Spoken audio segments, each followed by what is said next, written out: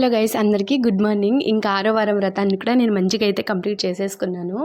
ఇంకేంటంటే మీకు తెలిసిందే, ఈ విగ్రహం అనేది ఫస్ట్ నేను 7 శనివారాల వ్రతం మొదలు పెట్టినప్పటి నుండి లేదనమాట. ఈ 6వ వారం మట్టుకే ఉంది. కాబట్టి అదేంటి వైకుంఠ ఏకాదశి రోజు పెట్టారు కదా అనేసి అనుకోవచ్చు. బట్ కానీ అది పండగకి పెట్టాను, వ్రతానికి అయితే నేను ఇదే కదా ఫస్ట్ టైం పెట్టడం. అందుకు నేనైతే అలా అనుకుంటున్నాను అనమాట. కాబట్టి ఈరోజు మంచిగా అలంకరించుకున్నానని ఆర్భాటం కాదు, నాకు తోచినంత నాకు నచ్చినంత అయితే అలంకరించాను అనమాట.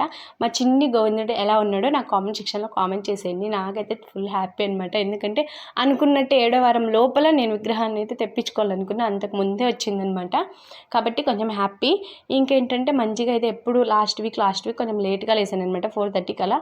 అలా కాకుండా ఈరోజు 3:30కి పైగా లేసేసాను అనమాట. లేచి పూజకు సంబంధించినటువన్నీ మొత్తం కంప్లీట్ చేసేసుకున్నాను. నేను చాలా హ్యాపీగా ఉన్నాను అనమాట. ఇంకేంటంటే ఈ 7వ వారం 8వ వారం కూడా, 8వ వారం అంటారా, 7 వారాలు శనివారం వ్రతం కదా అనుకోవచ్చు.